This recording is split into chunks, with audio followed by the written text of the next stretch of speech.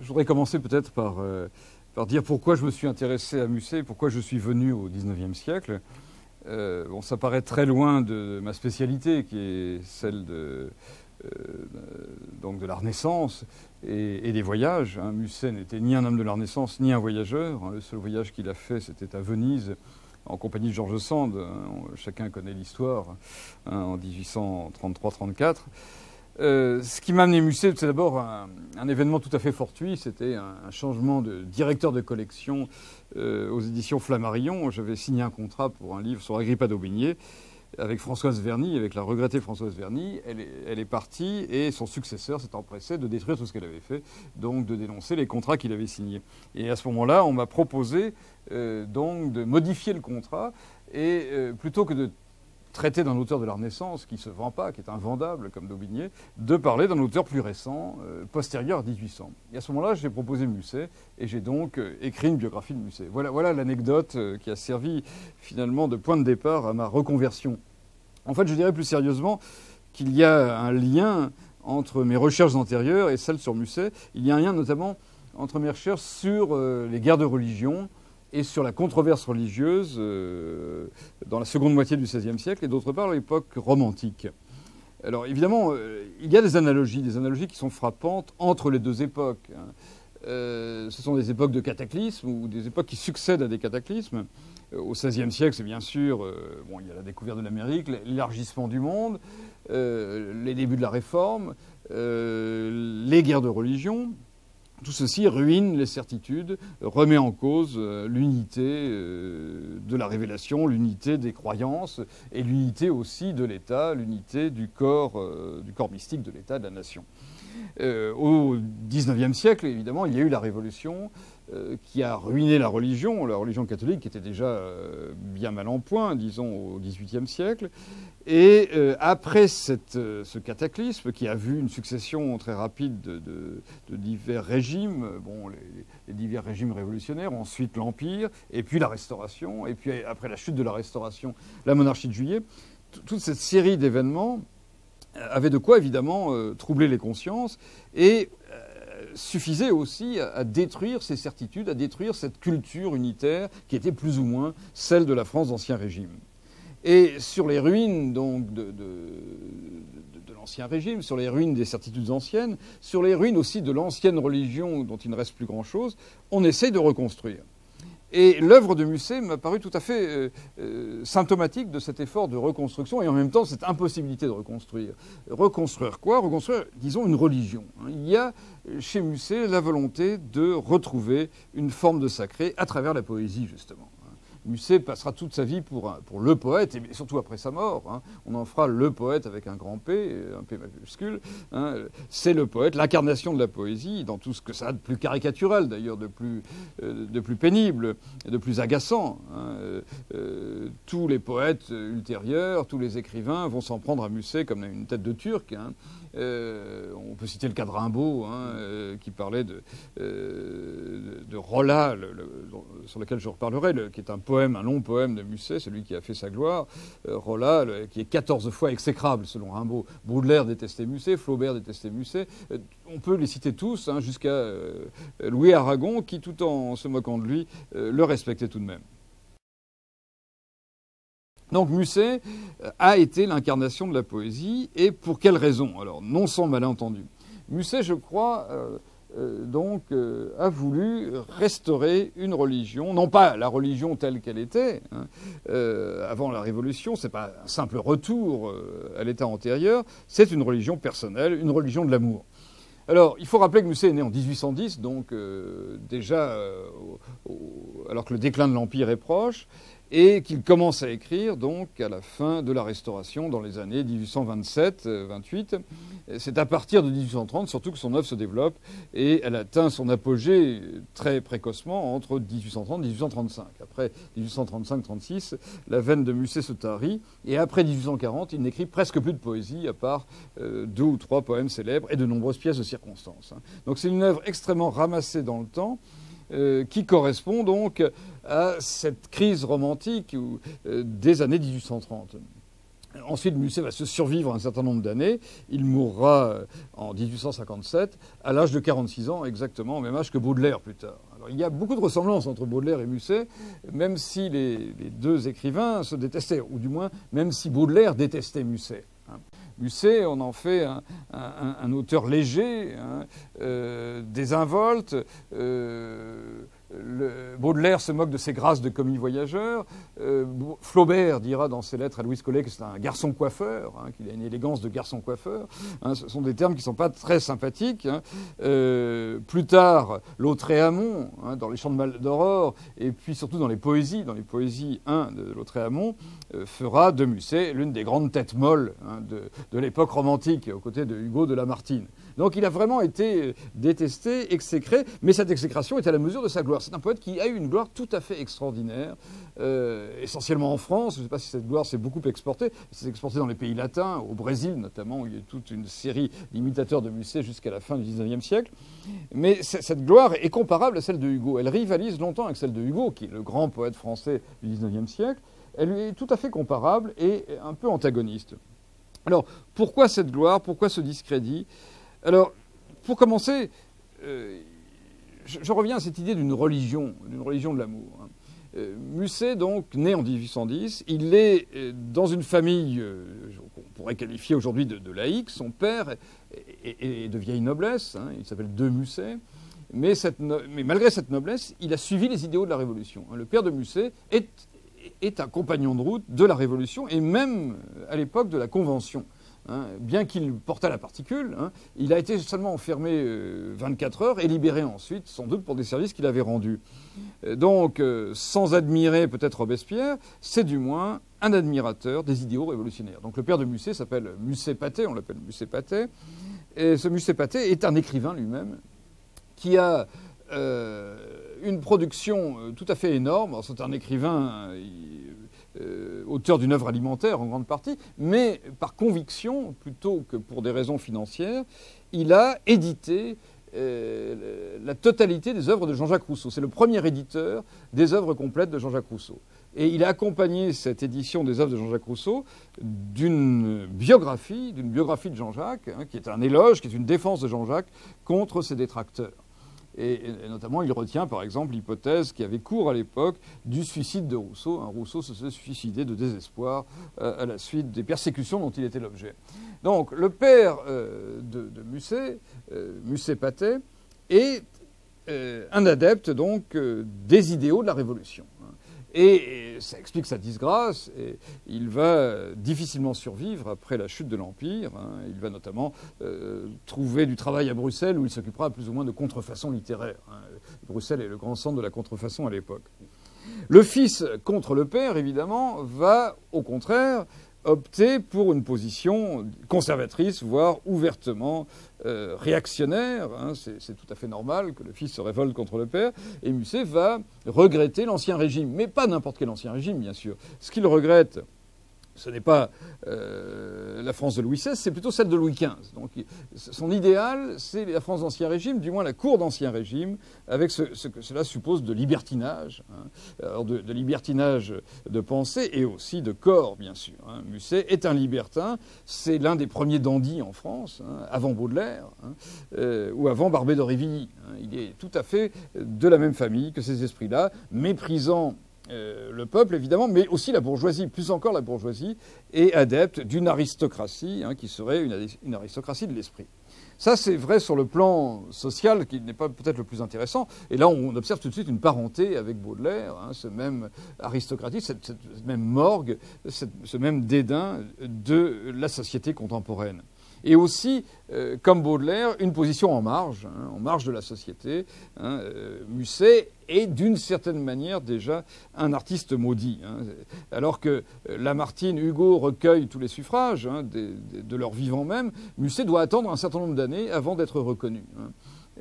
C'est seulement à la fin de sa vie, de sa courte vie, il meurt à 46 ans, c'est quelques années avant sa mort qu'il est enfin reconnu comme le grand poète. Et cette gloire de Musset, c'est une gloire second empire, comme l'a dit un critique allemand.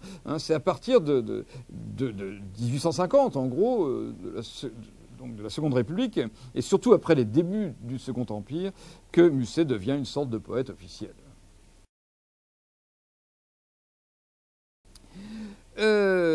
Musset est donc un révolté. S'il adopte des positions aussi tranchées, s'il fait l'éloge de l'aristocratie dans un de ses poèmes qui s'appelle « Les secrets de pensée de Raphaël », c'est parce qu'il est révolté. Et cette révolte, elle emprunte un langage religieux, ce qui n'est pas extrêmement rare à l'époque. Beaucoup d'écrivains romantiques parlent finalement le langage des confesseurs ou le langage des dévots, pour faire dire évidemment à ce langage tout autre chose. Si on prend la confession d'un enfant du siècle, on a des pages et des pages finalement de dévotion, de contrition, où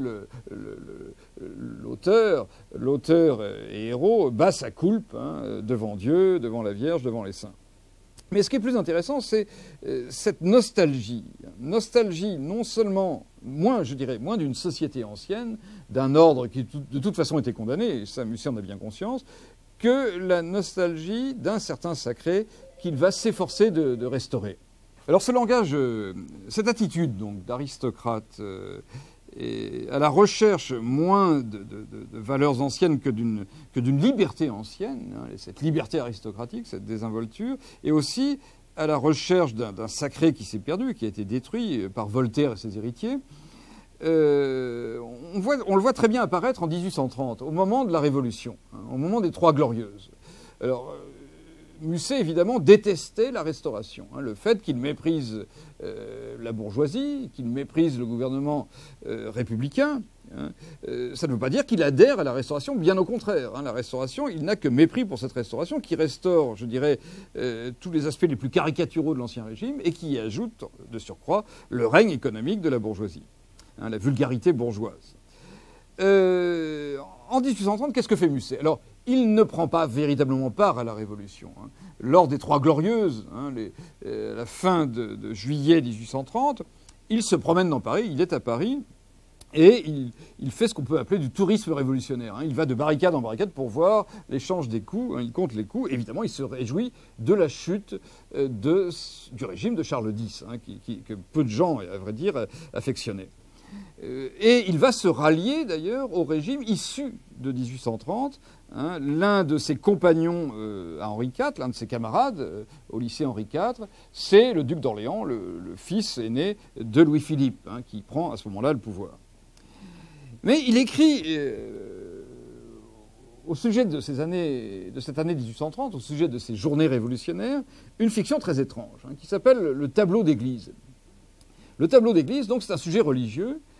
Et la situation, le cadre, c'est le Paris insurgé des journées de juillet 1830. On voit donc un personnage qui est l'auteur, qui dit « je », qui parle à la première personne, qui, le fusil donc en bandoulière, entre dans une église et tout d'un coup se retrouve face à face avec le Christ ressuscité.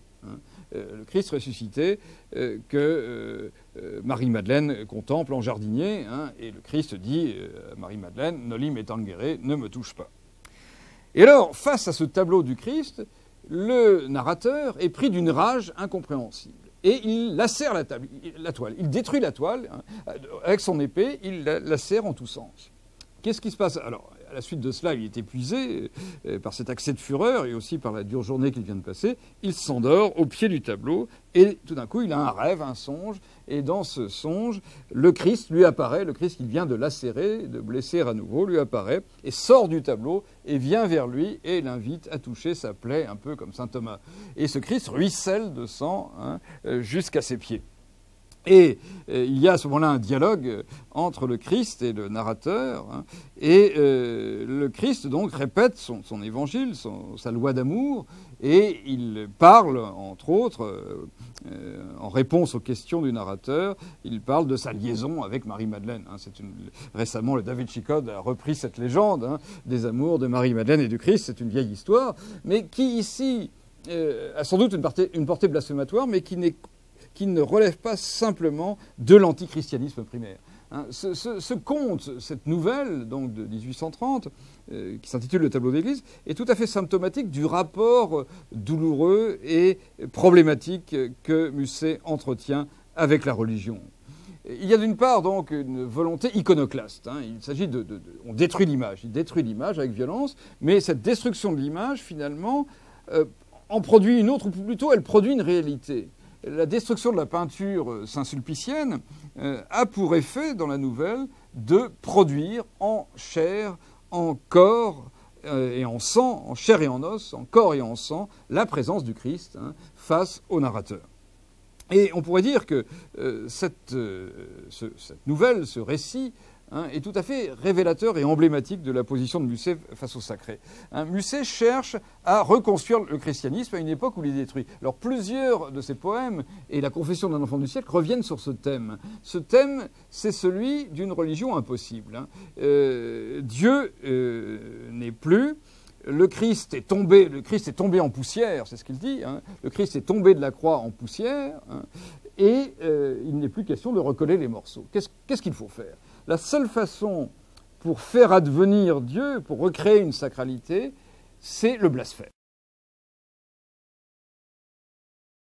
Alors il y a chez Musset un usage du blasphème tout à fait intéressant. C'est le blasphème de l'athée, mais un athée qui voudrait croire. Musset n'est pas un véritable athée, c'est un athée qui essaye de croire. Et comme Dieu est inaccessible, comme il a été bafoué, la seule façon d'accéder à lui, c'est en le provoquant. Alors il y a toute une série, on sait bien, dans le discours libertin des Lumières, il y a toute une série de récits qu'on trouve notamment chez Sade, de défis lancés à Dieu.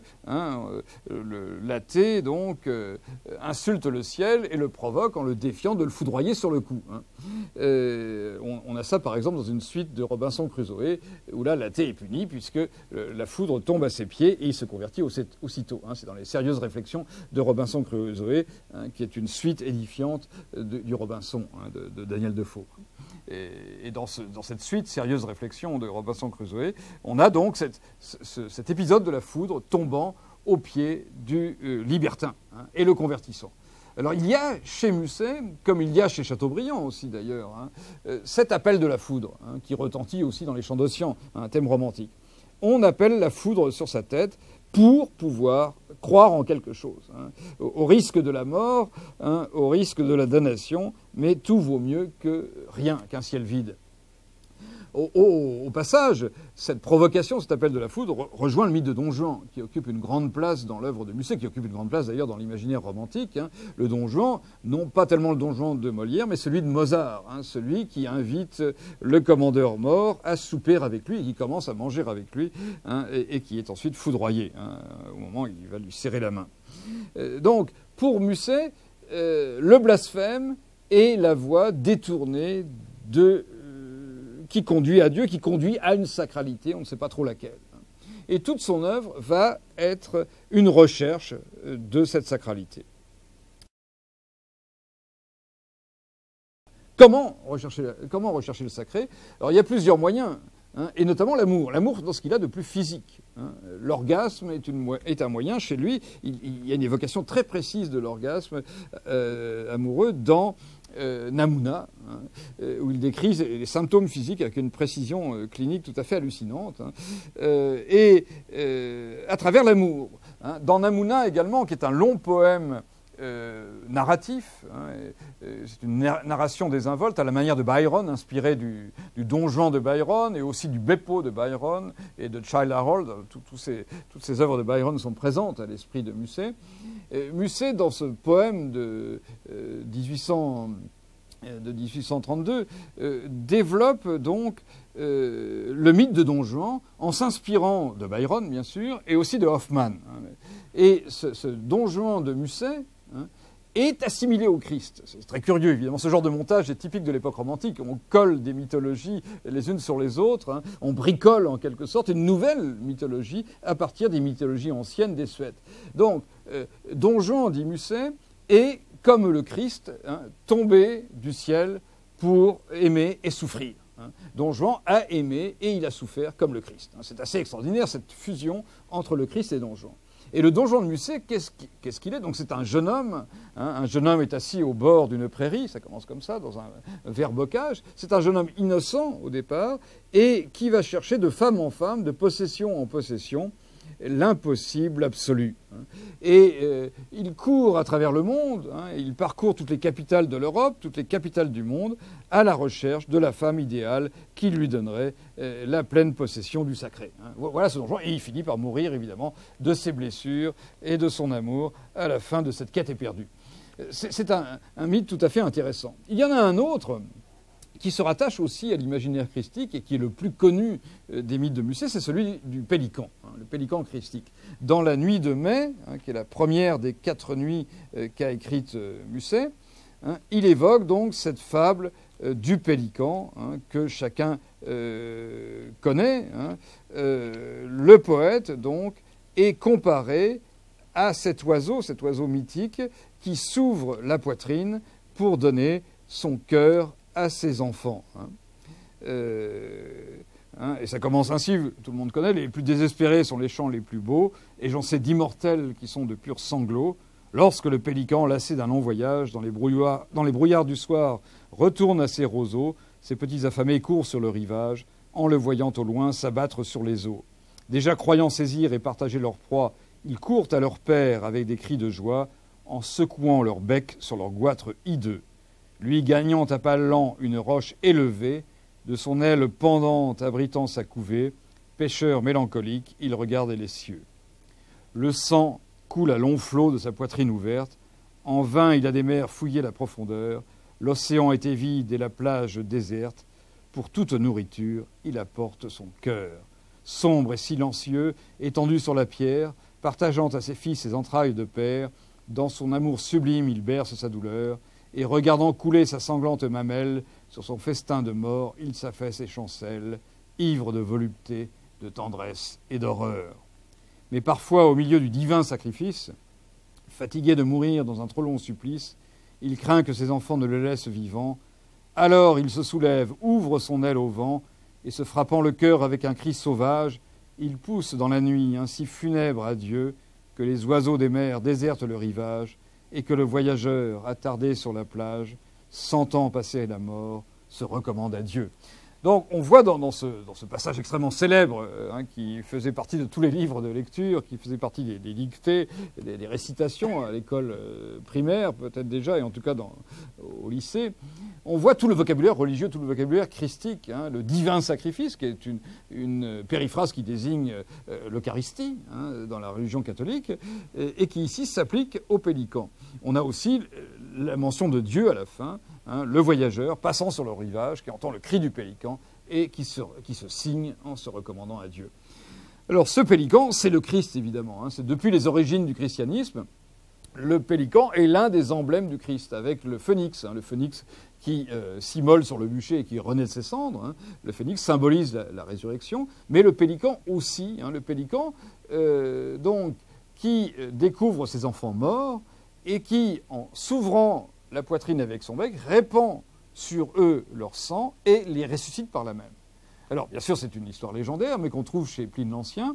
Et alors, on a ajouté à cela une fausse étymologie sur sur le nom du pélican. Hein, Pelicanus, c'est celui qui est blanc de peau. Hein, canus et puis pélis, hein, blanc de peau. Hein. Donc, c'est un oiseau d'une blancheur immaculée que l'on représente comme tel souvent dans les tableaux de la Passion, dans les tableaux de la Crucifixion.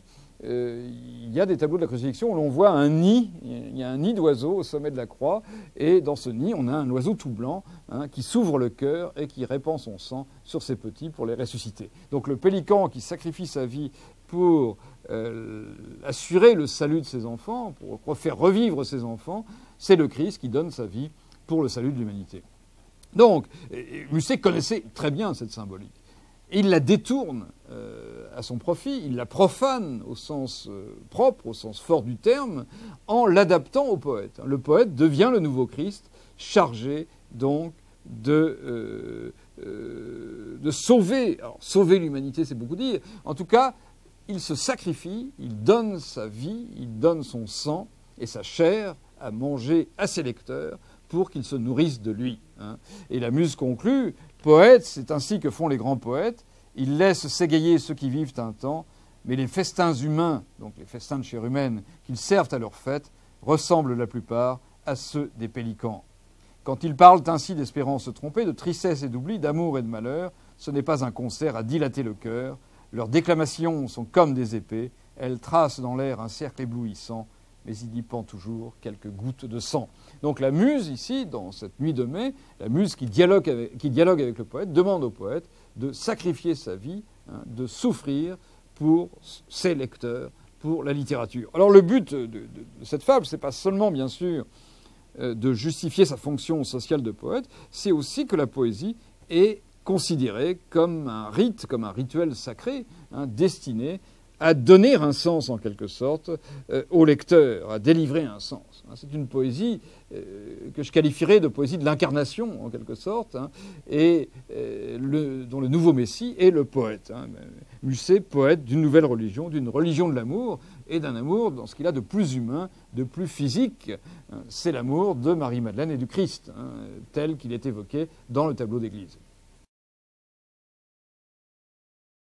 Alors tout ça est évidemment très singulier, et c'est très curieux.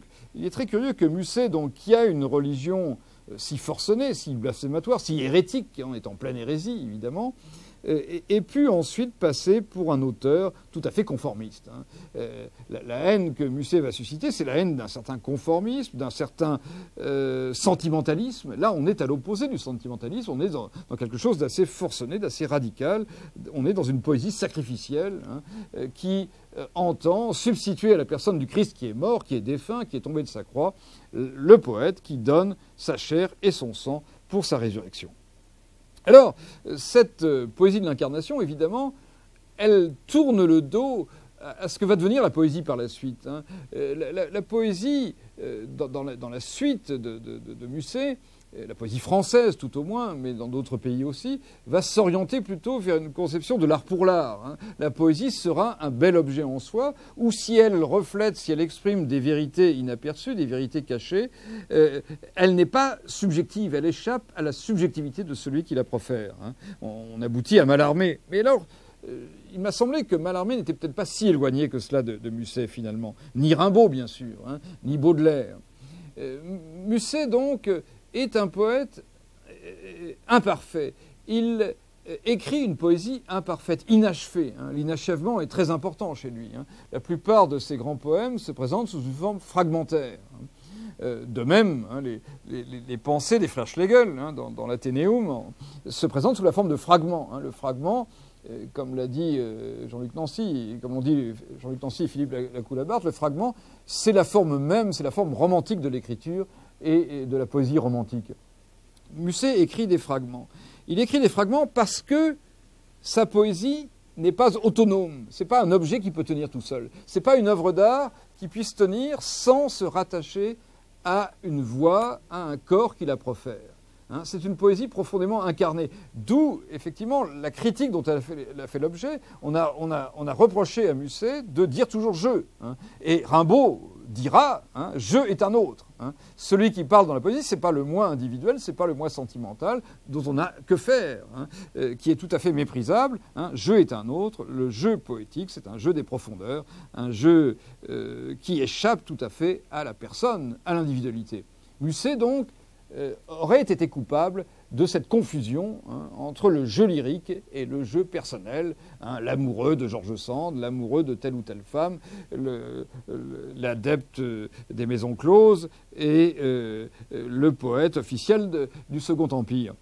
Donc tout cela, évidemment, Musset a mérité cette critique. Il a mérité cette critique, mais en même temps, il a défendu cette poésie de l'incarnation. Parce que pour lui, donc, la poésie, la littérature plus généralement, sous toutes ses formes, le théâtre, le conte en prose, le roman, la confession de l'enfant du siècle, ce sont des prolongements en quelque sorte de sa personne. Il y a une phrase dans une lettre à Franz Liszt, où il parle de la confession d'un enfant du siècle. Musset, donc, s'adressant à ce compositeur, qui est un de ses amis, et qu'il a connu par l'intermédiaire de George Sand, constate que l'œuvre qu'il vient de publier, et qui a reçu une critique plutôt mitigée, qui est la confession d'un enfant du siècle, et il constate que cette œuvre est imparfaite.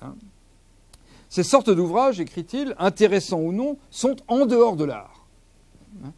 Il me semble pas assez vrai pour des mémoires, il s'agit de la confession d'un enfant du siècle, à beaucoup près, et pas assez faux pour des romans.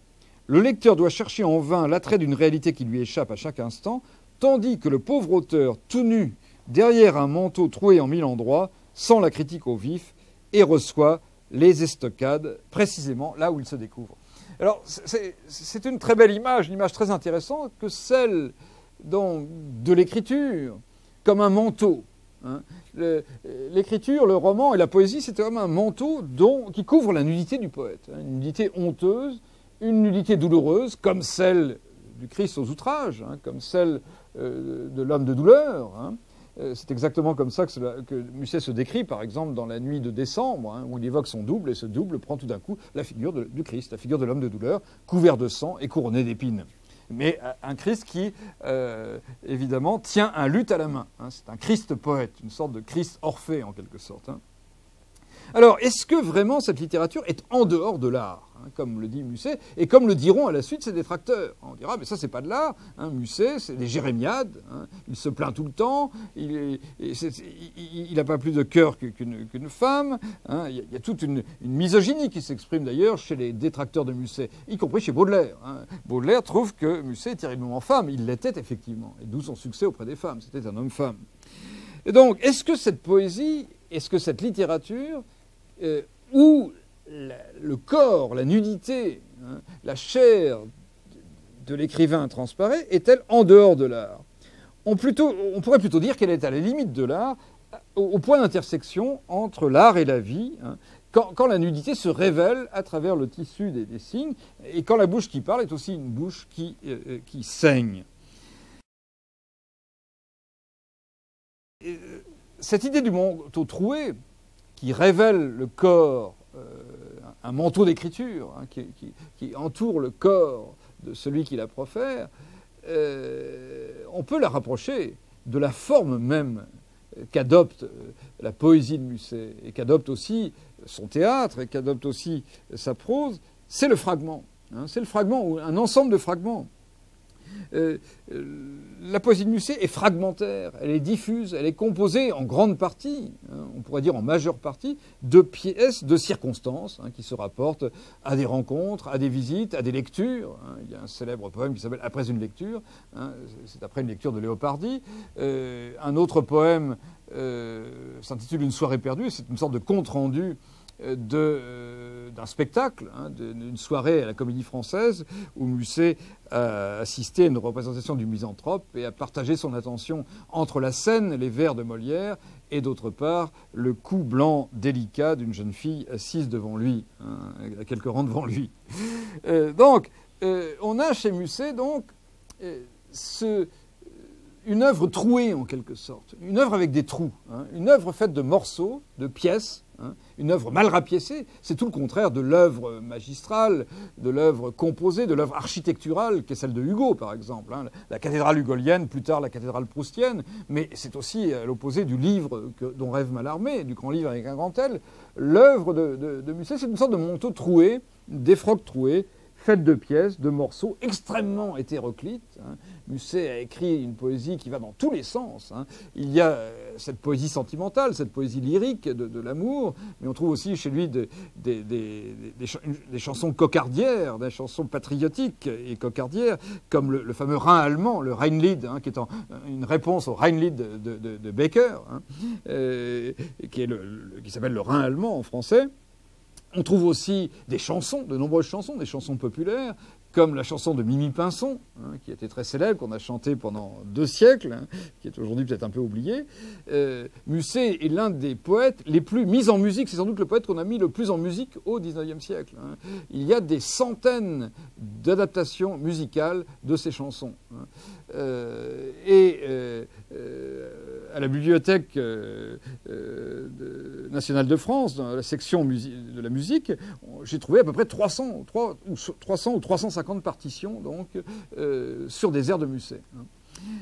Il a également fait l'objet d'opéras, d'adaptations à l'opéra, bon, qui sont peu connus, hein, comme les Caprices de Marianne, je crois que c'est d'Henri Sauguet, comme Fantasio, qui a été transformé en drame lyrique par Offenbach. Hein, il y a un Fantasio d'Offenbach qui est peu connu, mais qui a été joué récemment.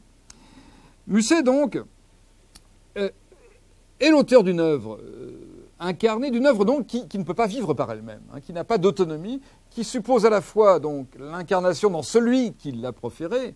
Et on peut détester, évidemment, on peut se rebeller contre cette figure du poète qui est un peu kitsch, si l'on veut, hein, par moment. Hein. Il y a un kitsch mussétien. Hein. Ça ressemble un peu à l'art sulpicien du XIXe siècle. Hein. Il y a un côté Saint-Sulpice dans cette poésie. Hein. Et ça requiert, donc, cette poésie requiert non seulement qu'on la réfère à un auteur, ou même à une personne physique, à un amant, hein, quelqu'un qui aime, mais elle suppose aussi que chaque lecteur s'identifie à ce poète à ce poète qui est Musset. Hein. Chacun de ces lecteurs est lui aussi le poète souffrant, l'amant de George Sand, l'amant d'Aimé Dalton, etc. Et ça marche très bien. Hein. Ça marche très bien.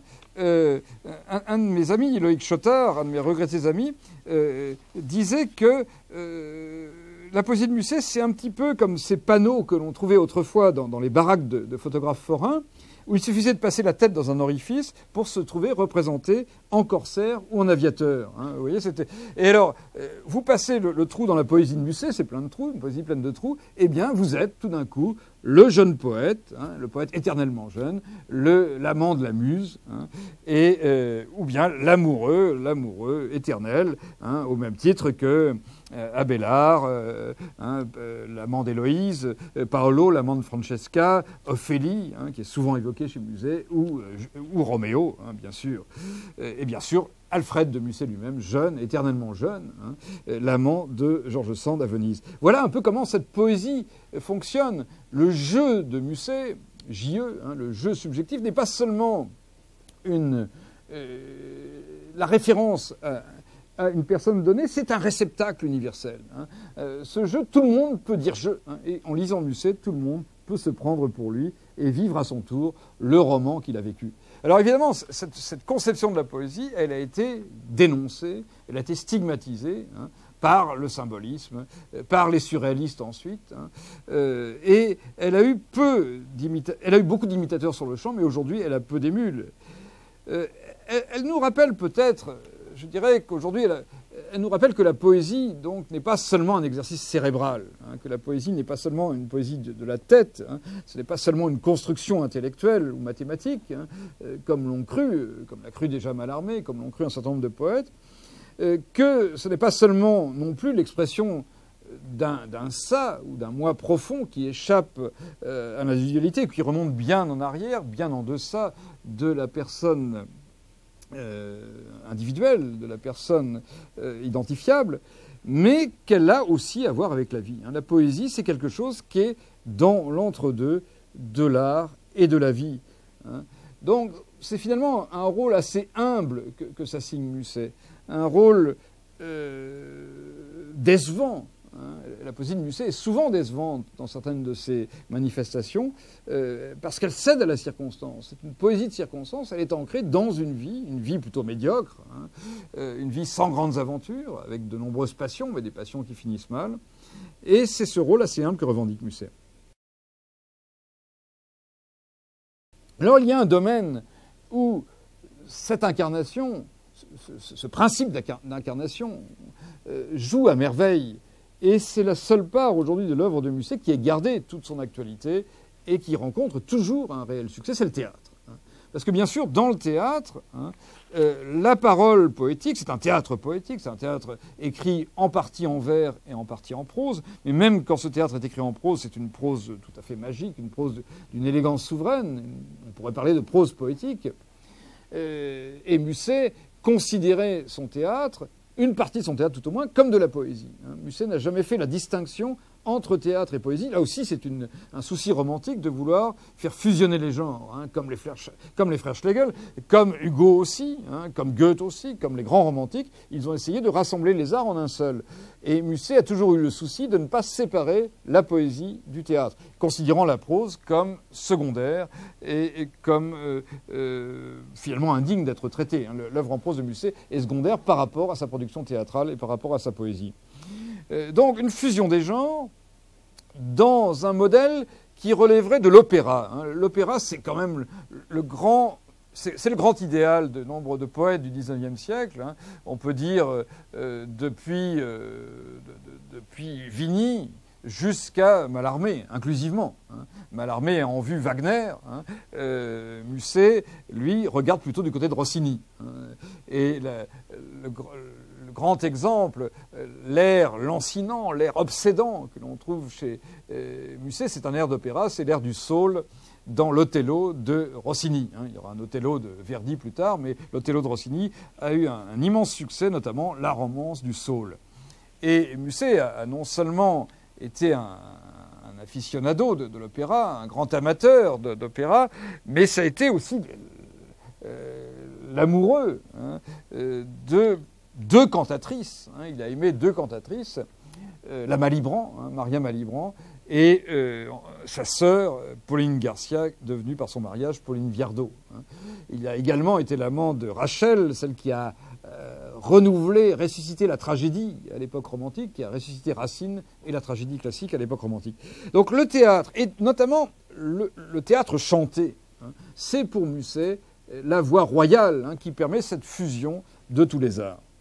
Alors il ne l'a pas tout à fait réalisé lui-même, mais ces grandes œuvres, comme Lorenzaccio par exemple, qui s'inspirent évidemment de Shakespeare, mais où il y a aussi des grands monologues lyriques, alors shakespeariens, mais aussi qui renvoient à l'opéra, ou les nuits qui sont un poème dialogué, qui sont à la fois de la poésie et du théâtre, et qui mettent en scène donc le poète et la muse, dans une sorte de dialogue spectaculaire et lyrique, renvoie à cette forme supérieure qui allie donc plusieurs genres, comédie, tragédie bien sûr, et aussi le théâtre et le récit, théâtre, méditation, tout cela mêlé dans une même forme. C'est le lieu de l'incarnation, puisque les acteurs évidemment empruntent des défroques, se déguisent et jouent des rôles qui ne sont pas les leurs, ils se coulent dans des personnages. C'est aussi le lieu où Musset peut se déposséder de lui-même, de ses obsessions, en se projetant dans des personnages, dans une foule de personnages. Borges disait que Shakespeare avait été une foule d'hommes, que Shakespeare n'avait pas existé en tant qu'individu, mais qu'il avait été la foule des personnages de son théâtre. Shakespeare a été des centaines, voire des milliers. De même, Musset a pu, à travers le théâtre, exorciser bien sûr ses angoisses, ses peurs, son obsession sadique. Il y a chez lui une obsession sadique qui se manifeste notamment dans ce pélican christique qui est tout à fait sanguinolent, sadomasochisme, mais de surcroît, il a pu donc répéter, figurer à l'échelle réelle ce principe de l'incarnation, puisque lui-même, en écrivant son théâtre, se projette dans les différents personnages, et ensuite les acteurs, les actrices qui jouaient ces rôles répétaient ce principe de l'incarnation qui est à la base de cette littérature, qui est à la base de sa poésie, mais à la base de son théâtre. Et rien d'étonnant aussi si Musset a confondu constamment le théâtre et la vie. Pour lui, c'était la même chose. Il confond théâtre et poésie, théâtre et littérature, mais théâtre et vie se confondent aussi chez lui. Il est tombé amoureux de nombreuses actrices. C'est pas seulement de l'anecdote, c'est plus intéressant que l'anecdote, bien sûr. Alors, c'était aussi une pratique courante, socialement courante. Les actrices étaient des femmes entretenues. Et elles couchaient, évidemment, avec des hommes riches ou bien des écrivains célèbres. Musset, donc, n'est qu'un exemple parmi d'autres. Vigny, lui aussi, a aimé une actrice. Musset en a aimé un certain nombre, puisqu'il était un homme à femme. Mais ce qui est intéressant, c'est cette confusion entre, d'une part, le registre symbolique et le registre de la réalité.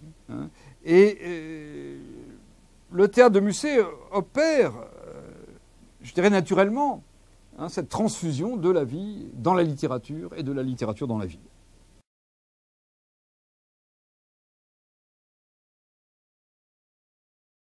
Jusqu'à présent, lecteur, suivant l'antique usage, je te disais bonjour à la première page.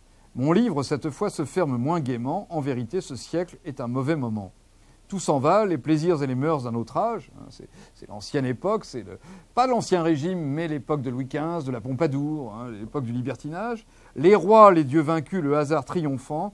Rosalinde et Suzon qui me trouvent trop sage. Lamartine vieilli qui me traite en enfant. La politique, hélas, voilà notre misère. Mes meilleurs ennemis me conseillent d'en faire. Être rouge ce soir, blanc demain, ma foi, non. Je veux, quand on m'a lu, qu'on puisse me relire. Si deux noms par hasard s'embrouillent sur ma lyre, ce ne sera jamais que Ninette et Ninon. Hein, Ninette ou Ninon. Alors, Ninette ou Ninon, alors ça paraît un petit peu décevant, hein, et même pitoyable, hein, de terminer quand même une œuvre poétique. C'est le dernier poème de Musset, celui qu'on lit en dernier, qui est écrit en janvier 1850, peut-être un des derniers qu'il ait écrit. Hein, toute l'œuvre aboutit à cela, à Ninette ou Ninon, hein, qui sont des très jeunes filles. Alors Ninette ou Ninon, ce sont les héroïnes d'une pièce de Musset, une pièce en vers, qui figure dans sa poésie, qui s'appelle « À quoi rêvent les jeunes filles ». Hein, ce sont les deux jeunes filles qui ont 15 ans, deux jumelles, hein, du duc Laërte, hein, qui veut les marier au pâle et timide Silvio, et il va organiser une sorte de mise en scène, hein, de spectacle qui répète, qui mime en fait une scène du Don Juan de Mozart, du Don Giovanni de Mozart, hein, la scène où Don Juan tue le commandeur, tout simplement, hein, rien que ça. Quoi, hein. Mais alors c'est joué sur le mode comique, alors ça rate complètement, la mise en scène échoue, c'est un échec lamentable, mais finalement tout est bien qui finit bien. Silvio va épouser l'une des deux jeunes filles. Donc, Ninon et Ninette, pourquoi Ninon et Ninette? Alors, pourquoi? Alors, d'abord, ça semble rabaisser toute la poésie à un badinage, finalement. Toute la poésie se ramène à un badinage, au badinage marotique, par exemple, hein, une conversation avec les femmes. Hein, la poésie, ça consiste finalement à faire sa cour, hein, à une dame. On dira que ce n'est pas une ambition très élevée, hein, évidemment. Ça place la poésie à un certain niveau. Mais je dirais l'intérêt. Alors, l'intérêt est multiple de cette citation. D'abord, c'est que Musset a été chassé de la cour des grands. On peut dire les choses comme ça. Hein. Il est question de Lamartine dans ce même poème. Lamartine vieillit qui me traite en enfant. Musset a essayé de dialoguer avec Lamartine. Il admirait beaucoup Lamartine, hein, il admirait le poète du lac, et il a écrit un de ses plus beaux poèmes, un de ses plus amples poèmes, qui est un des plus désespérés, et qui s'appelle « Lettre à Monsieur de Lamartine hein, », qui est un long poème qui succède donc aux Nuits, qui est un de ses poèmes les plus accomplis, un de ses plus solennels, un de ses plus rhétoriques aussi, hein, et qui commence par l'évocation de Byron. Lorsque le grand Byron allait quitter Ravenne et chercher sur les mers quelques plages lointaines où finir en héros son immortel ennui, comme il était assis au pied de sa maîtresse, pâle et déjà tourné du côté de la Grèce, celle qu'il appelait alors sa Guiccioli, ouvrit un soir un livre où l'on parlait de lui. Donc, Musset s'est adressé à Lamartine pour essayer d'être reconnu par lui, en quêtant une sorte de reconnaissance, une reconnaissance dans la douleur, une reconnaissance dans le lyrisme, une reconnaissance aussi dans une sorte de religion plus ou moins agnostique, hein, mais une croyance en un être suprême et surtout une croyance dans la poésie comme exercice d'intellection du monde et de la nature. Et Lamartine n'a pas répondu. Lamartine a répondu de façon extrêmement dédaigneuse en traitant Musset d'enfant. Hein, enfant, hein, pas le jouet de poésie, etc. Hein. Musset n'est qu'un jouet, un hochet, hein, quelqu'un qui se moque de ce qui est sérieux et qui est incapable de prendre les choses au sérieux. Donc, on a Lamartine. Lamartine a dédaigné Musset, il s'est moqué de lui, et Musset se rabat à ce moment-là, en quelque sorte, sur Ninette et Ninon. Alors, on peut dire que chez Musset, il y a une voix féminine. Hein. Alors, Musset s'adresse aux femmes, mais lui-même parle en tant que femme. Il y a un de ses poèmes les plus étonnants qui s'appelle « Oui, si j'étais femme hein », dans lequel Musset imagine qu'il est une femme, et voilà ce qu'il ferait. Alors, évidemment, il se méfierait des hommes, hein, et il leur tiendrait la dragée haute. Et il s'imagine aussi dans les bras d'un danseur, hein, avec la moustache caressant sa joue, hein, et essayant de se dégager un peu et de résister donc aux compliments flatteurs du danseur. Donc, dans ce poème qui s'appelle « Conseil à une Parisienne hein, », et qui commence par ce vers « Oui, si j'étais femme, jeune et jolie hein, », Musset trahit sans doute sa duplicité sexuelle, son indistinction sexuelle. Mais de plus, ce qui me paraît le plus intéressant, il prend le parti des femmes. Or, prendre le parti des femmes, c'est, je crois, occuper une position en marge. C'est, d'une certaine manière, échapper à l'institution littéraire ou du moins se moquer de l'establishment littéraire de l'époque. C'est une manière de contourner cet establishment où règne Lamartine, Vigny, Hugo, et le prendre à revers. On comprend, et je comprends comme ça qu'il ait pu rencontrer George Sand, qu'il ait pu non seulement rencontrer George Sand, mais épouser dans une certaine mesure son combat, avant de se séparer d'elle, bien sûr, et puis de la considérer comme une ennemie. Mais il y a un moment donné où il rejoint le combat féministe de George Sand. En quelque sorte, Musset, en militant pour le badinage en apparence, pour une poésie amoureuse légère, pour ce qu'on appelait à l'époque la fantaisie. Quand Lamartine, dans son cours de littérature, consacre un entretien à Musset, il le fait précéder, il met Alfred de Musset en dessous, poésie légère.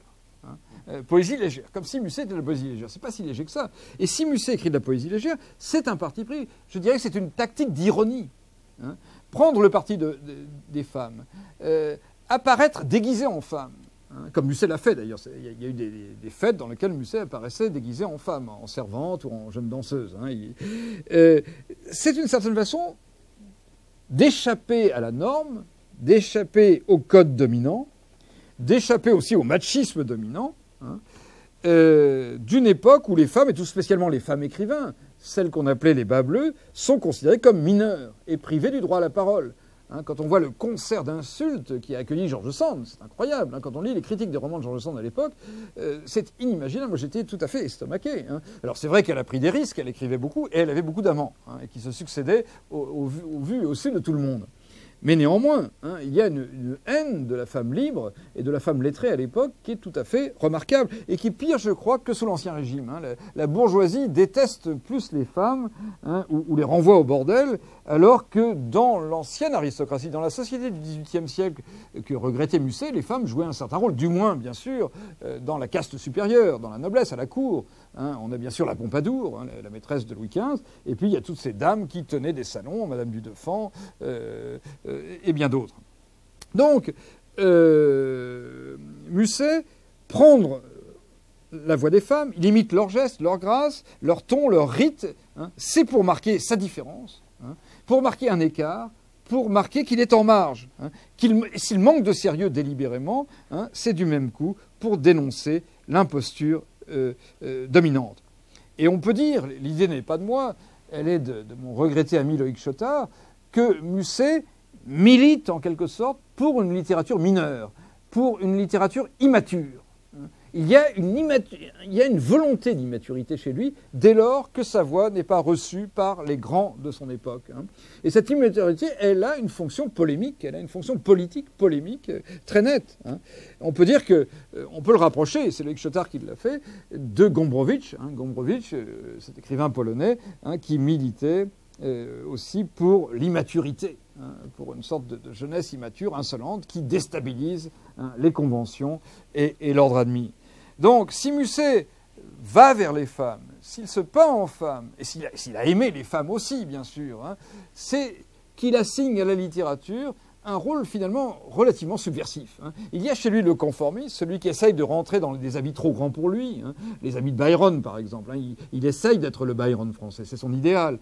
Mais à côté de ça, il y a aussi ce poète de la fantaisie qui est un poète plus grave qu'il n'y paraît parce que sa fantaisie n'est pas gratuite. Elle a une fonction polémique, une fonction satirique et une fonction tout simplement poétique, c'est-à-dire qu'elle renverse les fausses grandeurs pour introduire une poésie du familier, une poésie de la circonstance, une poésie du corps aussi, comme je le disais, qui vont faire s'effondrer en quelque sorte quelques idoles. Le grand adversaire de Musset, c'est Victor Hugo, évidemment. C'est Lamartine à partir du moment où Lamartine l'aura dédaigné, mais c'est aussi Victor Hugo dans lequel il est incapable de se reconnaître. Cette poésie d'un poète démiurge, d'un poète prophète, il ne peut pas se reconnaître en lui. Donc, même s'il a essayé d'être le Christ, d'être l'homme de douleur, finalement, son vrai rôle, c'est plutôt celui du bouffon, du folle, de Fantasio. Fantasio, qui est un héros de son théâtre et qui est un double de Musset. Fantasio, dans la pièce du même nom, qui est un bourgeois de Munich et qui, une fois ruiné, menacé de la prison pour dette, se déguise en bouffon, devient le bouffon du roi et séduit la princesse Elsbeth. Vous connaissez l'histoire. En pêchant, d'ailleurs, la perruque du prétendant au bout d'une canne à pêche. Geste typique de la bouffonnerie, de la fantaisie, mais une fantaisie très grave qui dit la vanité, finalement, de la vie et surtout la vanité d'un ordre social, d'un ordre poétique et d'un ordre littéraire qu'il dénonce. Voilà donc ce rapport de Musset aux femmes, hein, qui est un rapport très complexe. Alors sur le plan vécu, sur le plan personnel, qui a été un rapport d'identification, je crois. Hein. C'est parce que Musset ressemblait à une femme qu'il se sentait de plein pied. On a des témoignages là-dessus. Hein. Et dans un salon, il allait directement vers les femmes et il s'entretenait avec elles de sorties, de coutures, enfin de propos de femmes. Il y a aussi l'incapacité chez lui à se fixer sur une femme particulière. Hein. Et donc une série de ruptures, série de drames, série de malheurs, avec aussi une teinte évidemment de masochisme et de sadisme. Et ça, je passe un peu là-dessus, c'est pas le sujet. Mais sur le plan de la littérature, cette identification aux femmes, cette assimilation aux femmes, ce jeu féminin qu'il adopte d'emblée est un parti pris. C'est un parti. Hein, c'est un parti qu'il prend, un parti qu'il assume tout à fait lucidement dès lors qu'il n'y a pas de place pour lui. Hein, c'est un thème récurrent dans son œuvre, que les gens de sa génération n'ont pas de place dans la société. Un peu comme la jeunesse d'aujourd'hui, on pourrait le dire. Hein, c'est un peu semblable. Hein. Et il y a cette phrase célèbre, souvent répétée, hein, « Je suis né trop tard, dans un siècle trop vieux. Hein ». Et dès lors qu'il n'a pas de place, hein, il n'a ni état, ni fonction, ni salaire, hein, il ne sert à rien, c'est un marginal, eh bien, son rôle, c'est de jouer, finalement, l'autre sexe. Il change de sexe, hein, il prend une parole de femme, et cette poésie légère, cette poésie de fantaisie va prendre la relève, va servir de compensation, en quelque sorte, à ce grand rêve d'une poésie totale, de cette poésie opéradique, hein, de cette poésie symphonique qu'il a aussi composée, hein, mais dont il est chassé finalement par le dédain du public et par le dédain de ses confrères poètes.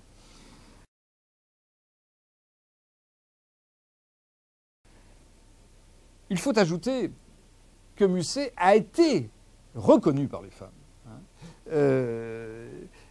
Il y a, je pourrais citer Jean Pommier, le critique Jean Pommier, dans sa conférence de 57, prononcée à Oxford, il dit « Je ne puis croire à l'ingratitude des femmes envers Alfred de Musset ».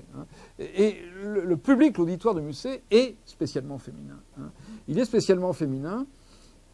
Le succès de librairie de Musset est un succès féminin, d'où le mépris aussi, d'ailleurs, dont il a été l'objet de la part d'un Baudelaire. Hein, Baudelaire qui voit en lui un être efféminé et méprisable. Hein.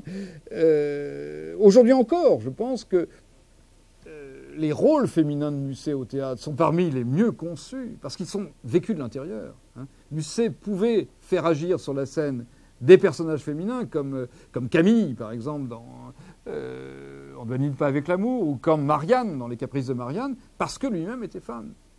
Et ce qui est intéressant, c'est qu'à ce sujet, Musset donne une des clés, ou il donne un truc d'auteur, un truc d'auteur de théâtre. Il s'adresse à une de ses amies qui était une princesse, la princesse italienne Cristina di Belgiojoso. Et cette grande dame, qui est une femme tout à fait extraordinaire, d'ailleurs une des héroïnes du Risorgimento, qui appartenait au carbonarisme et qui a sacrifié sa fortune donc à l'indépendance de l'Italie, qui a écrit par ailleurs des ouvrages de piété, hein, et qui a tenu un salon à Paris pendant un long exil à Paris, et qui a eu aussi de nombreux amants, de nombreux adorateurs. Cette princesse, donc, demande à Musset la manière de porter à la scène une aventure qu'elle a vécue. Donc elle a eu une aventure amoureuse qu'elle a trouvée drôle, qui s'est conclue drôlement, et elle veut en faire une pièce de théâtre. Mais elle ne veut pas qu'on la reconnaisse, ni qu'on reconnaisse évidemment son partenaire. Et elle demande conseil à Musset. Alors Musset répond, et on a deux versions de cette lettre qui sont intéressantes. Musset dit c'est très simple. Je l'ai fait souvent dans mon théâtre. Eh bien, c'est très simple. Imaginons, par exemple, que c'est une femme qui trompe son mari avec un amant. Eh bien, vous renversez les rôles et ce sera un homme qui trompe sa femme avec une maîtresse. Voilà. Il suffit d'intervertir, donc, les pôles masculins et féminins. Et Musset ajoute, dit, je l'ai essayé très souvent dans mon théâtre et cela m'a toujours réussi. Donc, ce qui veut dire que, d'une part, qu'il n'y a pas de césure entre la vie et la littérature, que l'une procède de l'autre, comme je le disais tout à l'heure, et que d'autre part, il y a cette réversibilité sexuelle en Musset et dans son théâtre. Alors souvent, on essaie d'identifier les personnages masculins à Musset, Et on ne le fait pas des personnages féminins, on a tort. Hein. Musset s'est aussi bien peint dans ses personnages féminins que dans ses personnages masculins. J'ai essayé d'en faire la démonstration à propos de Marianne, hein, qui, par moments, quoiqu'elle soit presque vierge, hein, la jeune femme d'un époux impuissant et vieux, eh bien, elle emploie un langage de libertin. Elle emploie un langage de libertin. Elle développe toute une série de métaphores, en particulier du sexe féminin, qui sont tout à fait étonnantes. Hein. C'est des métaphores qu'emploierait très bien un libertin, comme Musset, du reste. Hein. Inversement, certains personnages masculins ont toute la fragilité, toute la féminité d'une femme. Hein. Comme, par exemple, Célio, hein, dans Les Mêmes Caprices de Marianne, qui est un personnage plein de romans, qui ne lit des romans, incapable d'agir, sans force, qui n'ose se déclarer. Il a tout à fait la timidité d'une jeune première, d'une débutante. On peut prendre un autre exemple encore plus manifeste, c'est dans On ne badine pas avec l'amour, qui raconte donc l'impossible union entre Camille et Perdiccas, hein, qui sont cousins et qui devraient se marier, hein, qui s'aiment finalement, qui découvrent leur amour, mais trop tard. Hein, cela a coûté la vie à l'innocente Rosette. Il y a une grande scène hein, dans l'acte 2 entre Camille et Perdiccas au bord d'une fontaine.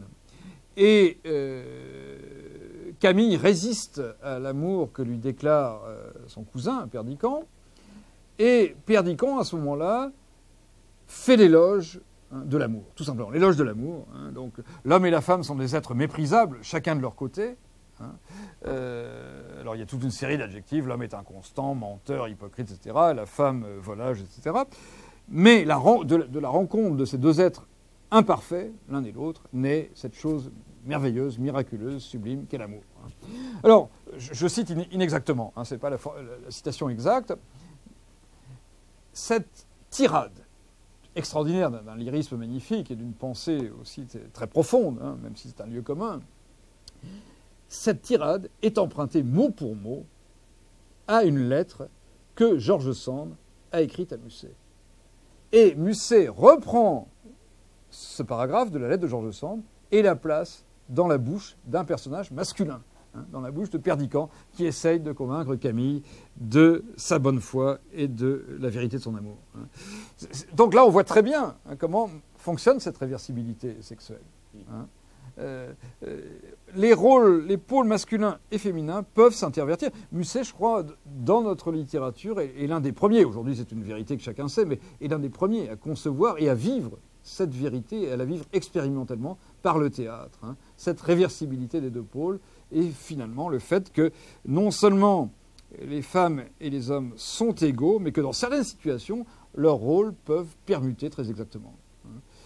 Et Musset a pu le faire parce qu'il était les deux, hein, lui-même, hein, bien sûr, mais il en a fait un des principes de son théâtre. Et de sa poésie aussi, hein, cette poésie où il est souvent dans la position, bien sûr, du galant, hein, de l'homme qui tente de séduire, du Don Juan, hein, ou du Lovelace, pour prendre un échelon inférieur du Don Juan, mais en même temps, il y a un certain nombre de poèmes où c'est la femme qui parle, hein, où c'est la femme qui parle et qui repousse celui qui l'agresse ou qui tente de la séduire. Voilà ce qu'on peut dire donc sur le chapitre de Musset et des femmes, qui ne relève pas du tout seulement de l'anecdote, hein, mais qui est au principe d'une œuvre et qui repose oui, sur une conception, je dirais, littéraire et même philosophique, et théologique peut-être aussi de la femme. La figure du dandy, alors le mot sera employé par Baudelaire, on le sait, et puis surtout par Barbey d'Aurevilly, qui a théorisé hein, le dandy de Brummel. Alors, le nom de Brummel, la personne de Brummel apparaît dans Namouna, hein, dans un des poèmes de Musset. Je crois que c'est dans Namouna. Musset a cherché hein, à avoir le titre de dandy. Alors, tout le monde ne le lui a pas reconnu. Hein. Il était décidément un peu marginal partout. Hein. C'est l'époque du dandysme, hein, ces années 1830, évidemment. Musset, d'une part, est très fier de ses origines aristocratiques, de ses origines nobiliaires. Hein. Il s'appelle de Musset. Il signe parfois vicomte de Musset, ce qui n'est pas rien, quoi, hein, vicomte de Musset. Alors son père était un républicain. Hein. Son père était un admirateur de la Révolution. Mais le fils, donc, est très fier de ses quartiers de noblesse, qui ne sont pas d'ailleurs si éloignés qu'il le dit, qu'il l'affirme à plusieurs reprises, y compris dans sa poésie. Il a le sentiment d'être sentiment de supériorité. Hein. Bon, ce sentiment de l'homme supérieur, on le trouve souvent chez les romantiques, hein, d'une intelligence supérieure, d'une sensibilité supérieure. Il est aussi tourné vers l'Angleterre. Hein. Il est fasciné par le modèle anglais. Alors, il sait sans doute l'anglais. On ne sait pas s'il le parle, mais en tout cas, il le lit. Il lit Shakespeare dans le texte, il lit Byron dans le texte. Quand il a le choix entre une traduction et le texte anglais, bien sûr, il choisit la traduction, mais il est capable de lire l'anglais et il cite des phrases de Shakespeare qui ne sont pas forcément les plus connues, les plus communes dans ses lettres, dans sa correspondance. Donc il a le regard tourné vers l'Angleterre. Il emploie un certain nombre d'anglicismes, hein, comme fashionable, hein, fashionable. Bon, ça c'est un anglicisme bien connu. Hein. Il y a un certain nombre d'anglicismes dans ses vers, hein, dans sa poésie même. Il y a le modèle de Byron qui est omniprésent, hein, qui exerce vraiment une fascination sur lui, comme d'ailleurs sur de nombreux poètes romantiques. Mais Musset est celui qui a sans doute subi le plus profondément l'emprise de Byron. Hein. On l'a même, à tel point qu'on l'a surnommé Mademoiselle Byron ou Lord Byronet. Hein, Lord Byronet, hein, voilà, le Byronet, hein, le baronnet Byron, quoi, en quelque sorte. Donc, anglomanie, sens inné de l'aristocratie, sens aussi de sa différence, même par rapport aux hommes qu'il connaissait, hein, sa féminité l'éloignait des hommes d'ailleurs. Hein. Et c'est quelqu'un qui n'a jamais eu d'amis, sauf un seul, Alfred Tattet, qui était un fils et petit-fils d'agent de change, qui était quelqu'un de richissime et qui pouvait payer ses dettes du jeu, ses dettes au jeu, hein, parce que Musset jouait beaucoup, il avait des dettes de jeu, et donc c'est Alfred Tattet qui les payait, qui aussi organisait des parties fines, hein, avec des jeunes femmes vénales, hein, dans les environs de Paris, à Montmorency en particulier. Hein. On a des échos de ces orgies organisées par Tattet, auxquelles Alfred participait. Donc, il avait cette élégance, hein, il s'habillait de couleur claire, de couleur voyante. Il y a au début de la Confession d'un enfant du siècle un épisode tout à fait intéressant. Musset retrace donc dans un style épique, dans un style très grandiloquent, très solennel, l'histoire donc de la société française au moment de la chute de l'Empire et de la Restauration. Ou plutôt dans le passage du XVIIIe au XIXe siècle. C'est ça, en fait. Et pour lui, c'est deux âges que tout oppose. Hein. D'un côté, il y a un âge de lumière, c'est l'Ancien Régime, c'est la cour de Louis XV. Hein. C'est pas Louis XVI, c'est Louis XV. Hein. C'est la cour de ce roi libertin, hein, célèbre par ses maîtresses, hein, très jeune, hein, célèbre par ses débauches, célèbre par son luxe, par son goût des arts aussi, Boucher, plus tard Fragonard. Et d'autre part, le XIXe siècle sinistre. Alors d'un côté, c'est évidemment une sorte d'utopie, c'est une rêverie sur l'Ancien Régime, ça n'a rien à voir, mais c'est l'Ancien Régime qui est vu à travers des modèles littéraires. Alors on peut les citer rapidement, ce sont les libertins, les romanciers libertins du XVIIIe siècle, hein, comme Crébillon-Fils, hein, il y a des empreintes de Musset à Crébillon-Fils, Louvet de Couvray plus tard, Casanova évidemment, hein. Casanova est un des grands modèles de Musset, hein. Il a lu les mémoires de Casanova, et quand il va à Venise avec George Sand, il a un seul livre en poche, c'est les mémoires de Casanova. Et il se sert des mémoires de Casanova comme d'un guide finalement à travers Venise. Casanova, bon, il y a le marquis de Sade aussi qu'il connaissait, il connaissait certaines œuvres de Sade qui couraient sous le manteau, hein. Donc c'est les libertins, hein. C'est les libertins, et puis bien sûr il y a les peintres, il y a Fragonard, il y a Watteau, tout ceci le fascine, donc c'est l'image qu'il a du XVIIIe siècle, une image évidemment très artificielle, hein, et très culturelle, c'est une image littéraire du XVIIIe siècle, hein. Ce n'est pas le vrai XVIIIe siècle. Et il oppose à cette ancienne société de cour, qui s'habillait de couleurs vives, qui portait perruques, qui portait des talons hauts, hein, une société où les hommes et les femmes étaient assez indistincts finalement. Hein. Tout le monde portait des couleurs vives. C'était pas l'apanage des femmes, et tout le monde avait les cheveux longs, s'habillait de perruques et portait talons hauts, avec aussi des sortes de robes. Il y avait donc une sorte d'indistinction entre les deux sexes, et pour Musset c'était le bonheur. C'était comme une sorte de paradis finalement, avant le péché originel. Et qu'est-ce qui s'est passé? Il y a eu cette malédiction qui a été la Révolution, l'Empire, et la chute de l'Empire, qui est aussi une malédiction, bien sûr. Hein. Et de cela, de cette série de cataclysmes ou de traumatismes, est sortie une société où les hommes et les femmes sont séparés.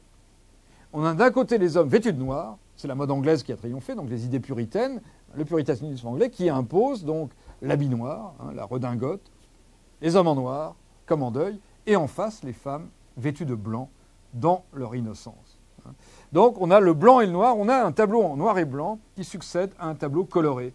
Et à la fusion des deux sexes dans une sorte de libertinage effréné, c'est comme ça que Musset imagine la société de l'Ancien Régime, a succédé une société hypocrite, puritaine, réglée par la guerre des sexes. Et c'est un tableau tout à fait fascinant. C'est une image, une vision de la société tout à fait géniale en même temps. Parce qu'il y a du vrai là-dedans. Bon, il y a une simplification, un schématisme extraordinaire, mais en même temps, il y a quelque chose de vrai dans cette malédiction qui touche les choses de l'amour et du sexe. Et il y a en même temps la généralisation du bordel que fréquentait Musset à ce moment-là. La femme est ou bien chaste ou bien vénale, il n'y a pas d'entre-deux. Il n'y a plus de libre amour. L'amour est tarifé, l'amour est une marchandise. Et la femme est devenue une marchandise. Alors il y a aussi un tableau semblable dans un chapitre un peu ultérieur où Musset évoque le carnaval, un carnaval sinistre dans le Paris des années 1830. Et il évoque donc ces chars, ces carrosses, ces voitures donc tirées par des chevaux qui traversaient la foule du côté de Belleville à Paris, dans les quartiers populaires, hors déjà à la limite du Paris de l'époque. Et il y a une de ces voitures chargées de masques donc, qui traverse la foule, et la coutume c'était de jeter de la farine sur les masques, sur les personnages masqués et déguisés. Et or, la foule d'ouvriers commence à jeter des pavés, à jeter de la boue et des pavés. Et tout d'un coup, il y a la haine sociale qui apparaît au milieu de ce spectacle qui devait être un spectacle de réjouissance. C'est une page tout à fait hallucinante. Et la conclusion de cette page, c'est qu'aujourd'hui, finalement, la société n'est plus unie ou réunie comme elle l'était autrefois. Bon, elle ne l'a jamais été, mais c'est une vision de l'esprit. Il y a à la fois les riches et les pauvres, et il y a les hommes et les femmes. Et ces deux fractures, la fracture sociale, comme on dirait aujourd'hui, et la fracture sexuelle, se recoupent. Le résultat, la conclusion de la page est tout à fait étonnante, c'est que les fils de la bourgeoisie couchent avec les filles du peuple, avec des prostituées qui sont des filles du peuple. Donc voilà la société d'aujourd'hui, c'est une société dominée par l'argent, une société vénale. Bon, Balzac ferait à peu près le même tableau, où d'un côté, on a les jeunes oisifs, les jeunes oisifs, les dandys, les jeunes bourgeois, les jeunes aristocrates, et de l'autre, les filles publiques. Et il y a entre eux des accouplements, mais il n'y a plus d'amour, et il y a en fait une haine réciproque. C'est un diagnostic tout à fait fascinant qui est porté par la Confession d'un enfant du siècle, et également par ce très long et très beau poème qui est la lettre à M. de Lamartine, où il rappelle à nouveau ces festivités d'un carnaval triste, d'un carnaval de la haine, non pas un carnaval qui serait une explosion d'amour, de joie, de liberté sexuelle, mais au contraire, un carnaval qui voit s'affronter les deux parts de la société, les riches et les pauvres, et aussi les deux sexes, les hommes et les femmes. Les hommes en noir et les femmes en blanc, ou bien quand elles ne sont pas en blanc, c'est qu'elles sont vendues et qu'elles portent des défroques voyantes qui sont destinées à exagérer leur charme. Voilà un peu l'image que Musset a de son époque. Alors ça n'en fait pas évidemment un révolutionnaire, mais on voit par là même que son conservatisme, ou que même sa nostalgie de l'Ancien Régime n'a rien à voir avec celle des royalistes ou des monarchistes de l'époque. C'est quelque chose de très original, un peu comme chez Baudelaire. C'est le regret d'un dandy, d'un aristocrate de l'esprit, plutôt que de la société, pour une harmonie perdue. C'est le rêve d'une harmonie perdue, harmonie entre l'homme et la femme, harmonie sexuelle, harmonie amoureuse, mais aussi harmonie sociale, que le XIXe siècle a définitivement condamné, en soumettant tout à la loi du profit et à la puissance de l'argent.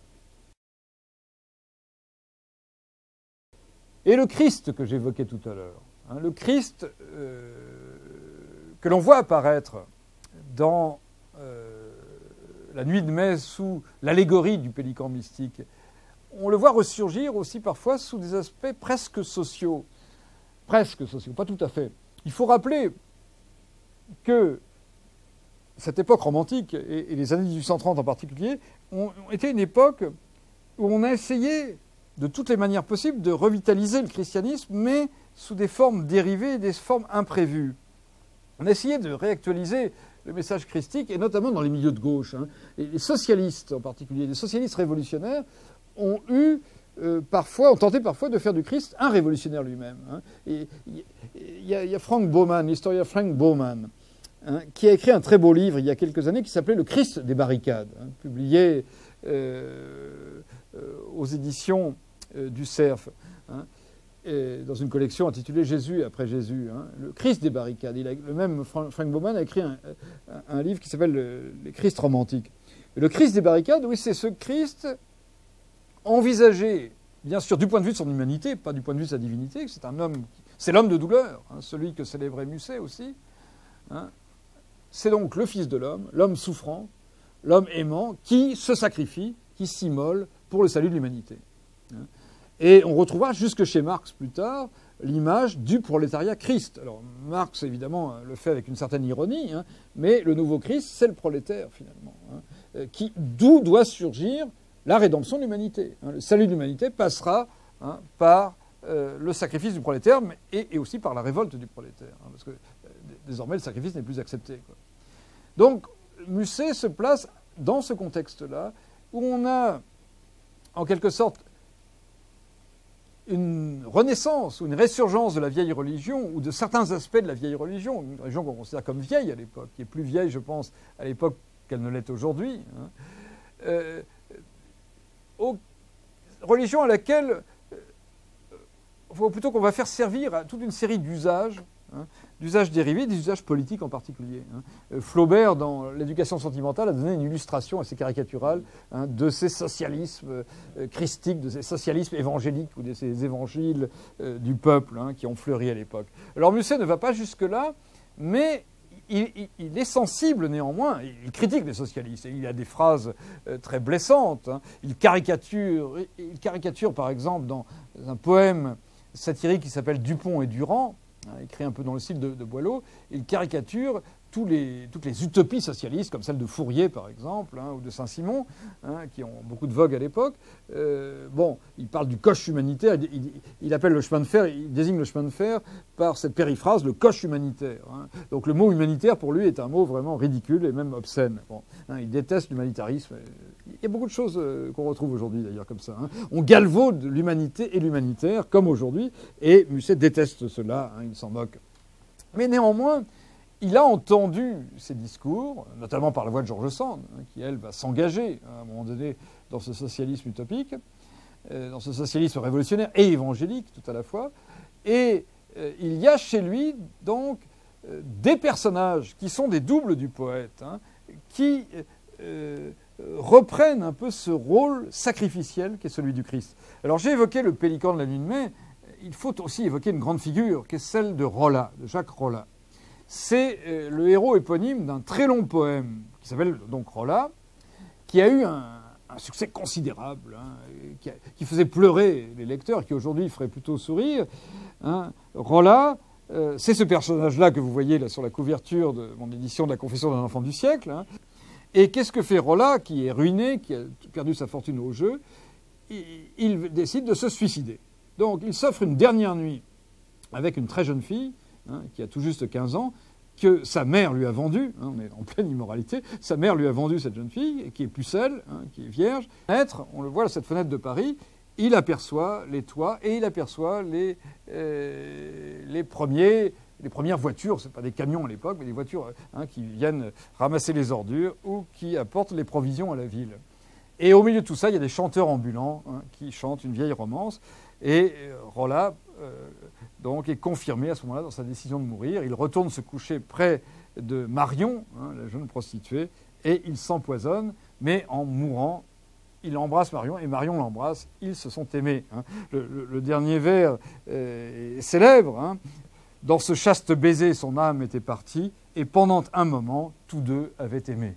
Voilà la fin de Rolla. Alors ce poème a suscité une immense admiration, donc, qui est parti d'un fait divers. C'est un fait divers, c'est le suicide du poète Escousse, qui était un jeune poète d'une vingtaine d'années, qui avait obtenu un échec au théâtre et qui s'est suicidé après avoir écrit une lettre aux journaux où il rendait la société responsable de sa mort. Donc Musset là-dessus a brodé, et s'est représenté lui-même en Rolla, qui meurt après une nuit d'orgie. Mais ce n'est pas tout. Ce poème, qui est un des plus longs poèmes de Musset, il fait plus de 800 vers, alors ce sera la cible privilégiée de Rimbaud. Rimbaud dira dans la lettre du Voyant, la lettre à Paul Déménie, il dira que à 15 ans, ces élans de passion mettent les jeunes en rute. À 16 ans, ils se contentent déjà de les réciter avec cœur. À 18 ans, à 17 même, tout collégien qui a le moyen fait le Rolla, écrit un Rolla. Et alors, ce qui est extraordinaire, c'est que Rimbaud lui-même a écrit un Rolla. L'un de ses premiers poèmes, qui s'appelle Soleil et chair, composé en avril 70, donc au beau jour de la Commune, au moment où la Commune de Paris est encore vivante, pas très loin de son agonie, il écrit un poème exaltant donc l'amour physique, comme le faisait Rolla déjà, et qui commence « Je regrette les temps de la grande Cybèle », et le début de Rolla, c'est une réponse au début de Rolla. « Regrettez-vous le temps où le ciel sur la terre marchait et respirait dans un peuple de Dieu ?» Vers magnifique. Donc, Rolla, c'est pas seulement donc cette médiocre aventure qui se termine par un suicide, c'est un tableau plus large de la société de l'époque.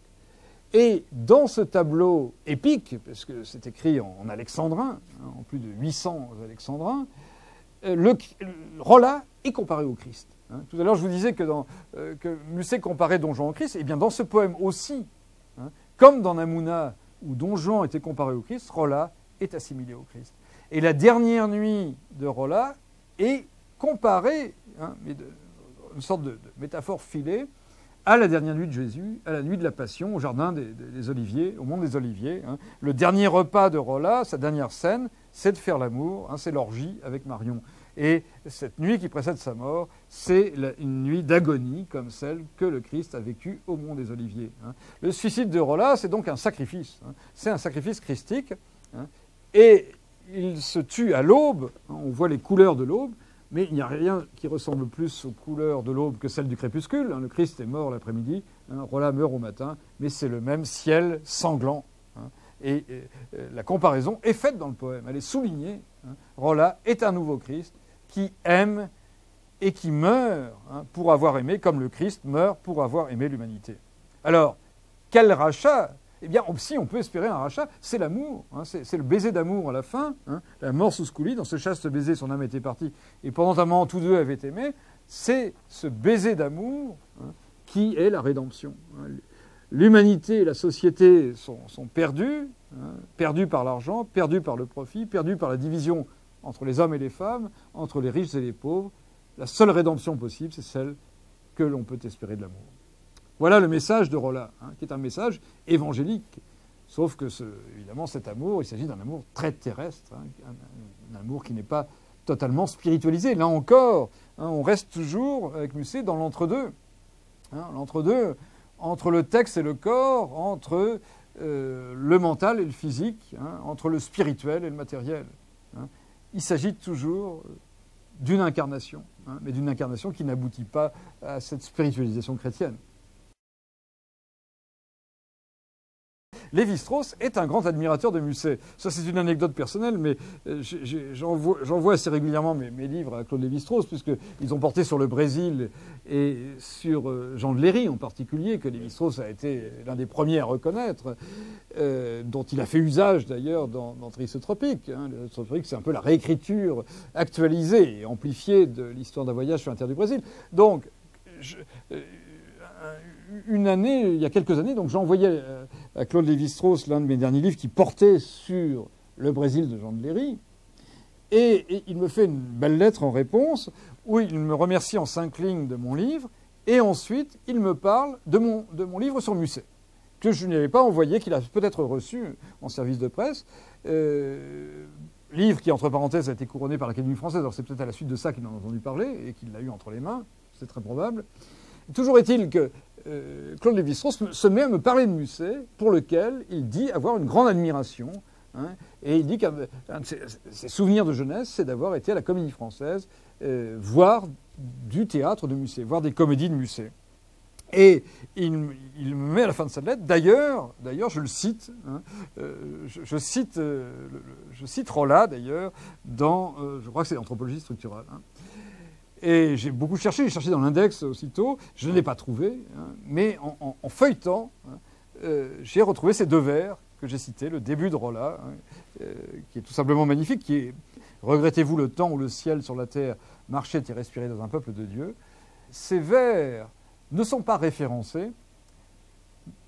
Claude Lévi-Strauss dit seulement « comme dit le poète ». Le poète par excellence, le poète avec un P majuscule pour Lévi-Strauss, ça reste Musset.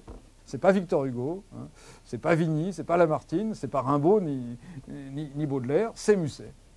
Musset reste pour les gens de la génération de Lévi-Strauss encore le poète, la figure du poète même.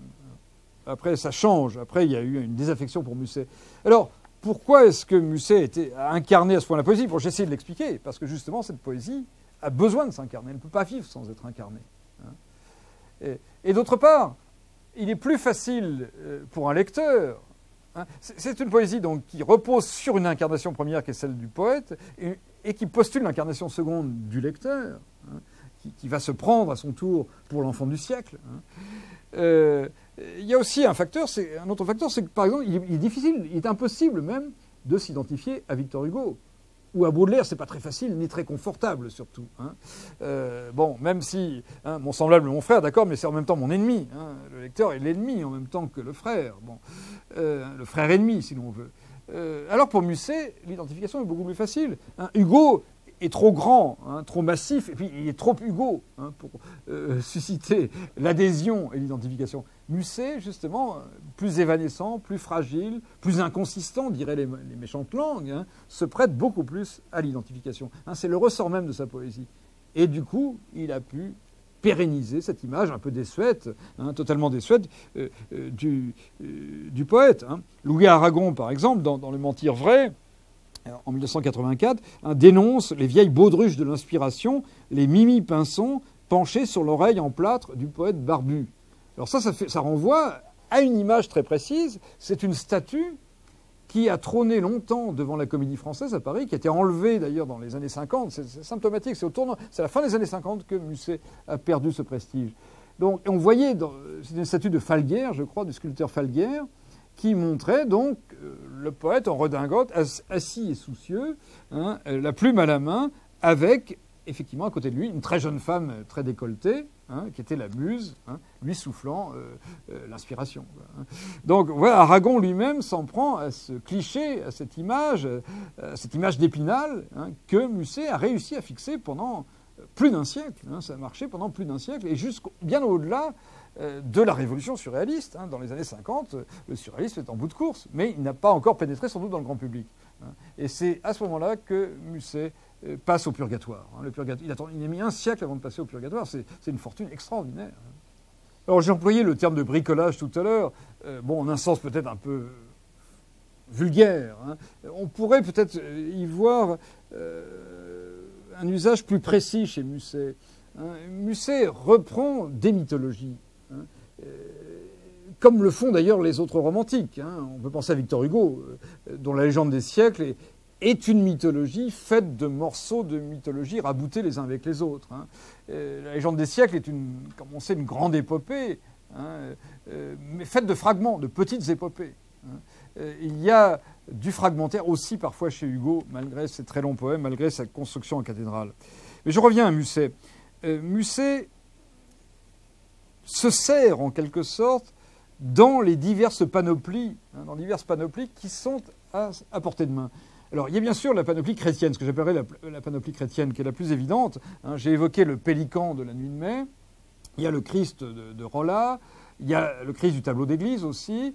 Il y a ce Christ métamorphosé en Don Juan. Don Juan, c'est une fable christianisée, si l'on veut, hein, puisque le commandeur rencontre le châtiment divin à la fin, hein, pour avoir commis un crime, hein, contre la religion, un crime contre la société, aussi contre la religion.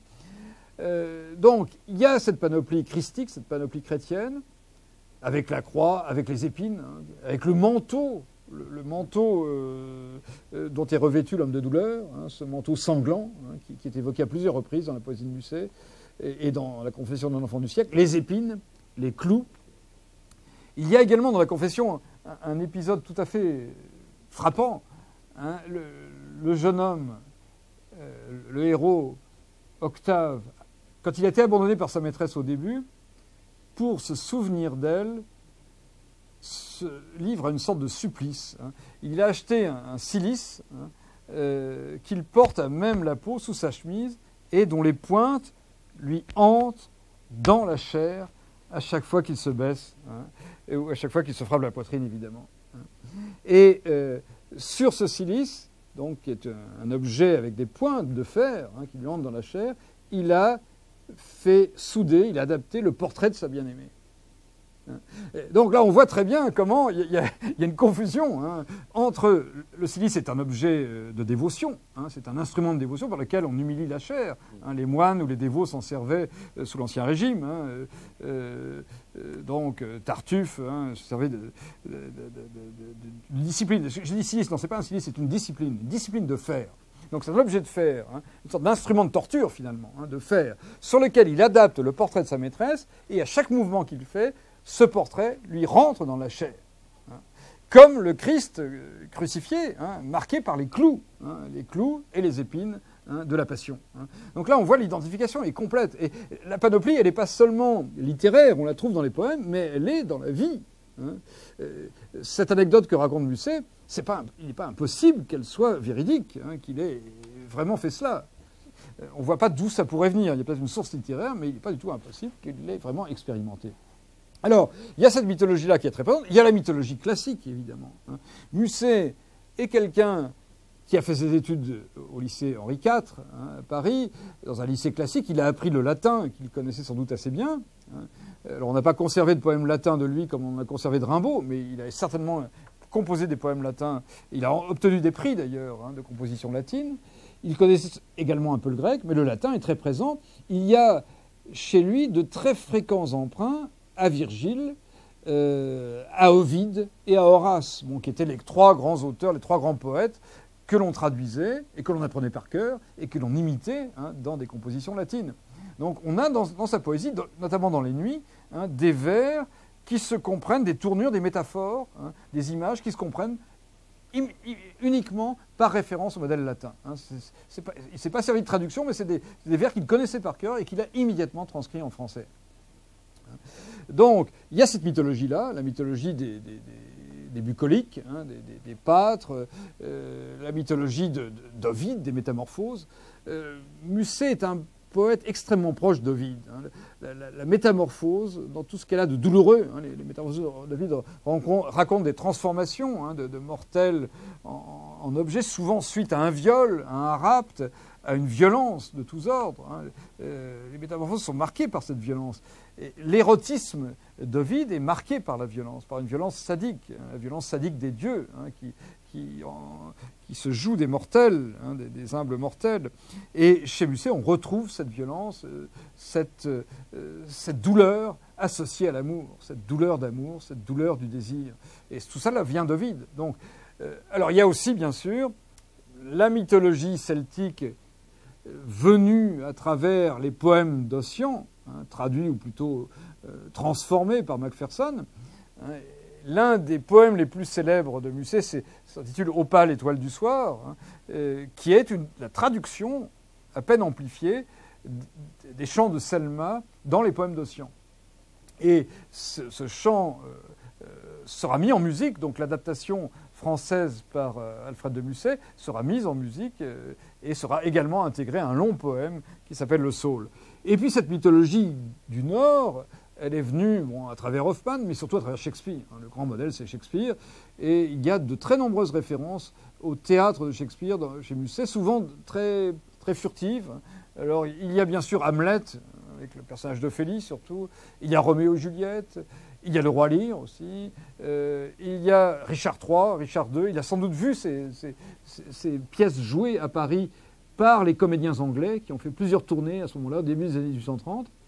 Il connaît Othello, à la fois la pièce de Shakespeare et aussi, bien sûr, l'adaptation lyrique qu'en a donnée Rossini. Il connaît les comédies également. Les comédies de Musset, ces comédies les plus légères comme À quoi rêvent les jeunes filles, doivent beaucoup au théâtre comique de Shakespeare.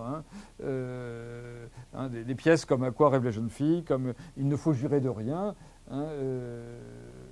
donc, comporte des échos d'un songe d'une nuit d'été ou d'autres pièces de ce style. Donc on a, comme chez la plupart des romantiques, il faut bien le dire, hein, une convergence de diverses mythologies. J'oubliais encore tout un univers culturel qui est celui des Mille et une nuits. Hein. Les Mille et une nuits, traduites par Galland, ont été l'une des lectures préférées de Musset. Il y a chez lui un orientalisme, bon, qu'on pourrait qualifier un peu rapidement d'orientalisme de pacotille, hein, qui est extrêmement présent. Hein. Alors c'est un Orient évidemment largement imaginaire, un Orient de liberté, de libertinage, hein, de liberté sexuelle complète et de paresse et de volupté. Bon, c'est l'Orient qu'on trouve chez Delacroix aussi un petit peu, qu'on trouve chez Baudelaire, hein, dans certains poèmes des Fleurs du Mal, hein, et qu'on trouvera jusqu'à la fin du siècle. Donc avec tout cela, Musset essaye de se composer une religion, une culture, une personnalité, en mettant des choses bout à bout. Hein. Dans Namouna, par exemple, Namouna qui est le nom donc d'un poème et qui est le nom de l'héroïne, il met en scène un certain personnage qui s'appelle Hassan, donc un nom arabe, hein, ouvertement. Mais ce Hassan est le double de Musset. Alors c'est l'histoire donc d'un libertin, hein, qui vit à Paris et qui, par défi contre son siècle, se convertit à la religion musulmane. Hein. Bon, c'est assez original quand même dans le Paris des années 1830. Hein. Donc il se convertit à la religion musulmane pour s'affranchir de toutes les servitudes de la société chrétienne. Hein. L'islam n'est évidemment pas du tout une contrainte, hein. C'est au contraire une sorte de profession de foi de libertinage. C'est très paradoxal. Et alors il vit au milieu d'un harem, évidemment. Hein. Il achète des femmes, hein, comme on pouvait d'ailleurs en acheter à Paris à l'époque. Hein. Le bordel, c'est ça. Hein. La maison close, c'est ça. Et il les fait venir et il les répudie après, exactement comme dans Les Mille et une nuits où le sultan Schahriar tue les femmes après en avoir joui. Bon, il ne les tue pas, il les renvoie simplement avec quelques sequins. Et puis alors l'histoire de Namouna, c'est que Namouna s'éprend de Hassan et quand il la revend à la fin, quand il la ramène à sa chaîne, à la chaîne de son barreau, eh bien Namouna revient, se déguise, se défigure et revient se prostituer pour être racheté une deuxième fois par Hassan, qui à ce moment-là l'épouse. Voilà, ça se termine comme ça. Voilà l'histoire de Namouna, qui, entre parenthèses, a été adaptée par Bizet, par Georges Bizet, l'auteur de Carmen, le compositeur de Carmen, dans un drame lyrique intitulé Djémilé, hein, qui est une adaptation assez libre de Namouna. Alors Namouna, donc, il y a toute la panoplie orientaliste. Hein. Il y a l'islam, il y a les Mille et une nuits, il y a le sultan Schahriar, il y a le marché aux esclaves, hein, il y a les prières, les ablutions, il y a le harem, et en même temps, au milieu, il y a le mythe de Don Juan, et puis il y a le Christ, hein, qui identifie à Don Juan. Hein. Il y a Manon Lescaut dans la même pièce. Hein. Musset est un de ceux qui ont forgé le mythe de Manon Lescaut, parce que ce mythe de Manon Lescaut est un mythe du XIXe siècle, l'œuvre est du XVIIIe, mais c'est au XIXe que Manon Lescaut devient l'incarnation de la femme fatale. Hein. Et vous savez, Manon Lescaut va susciter des imitations, ou des petites sœurs.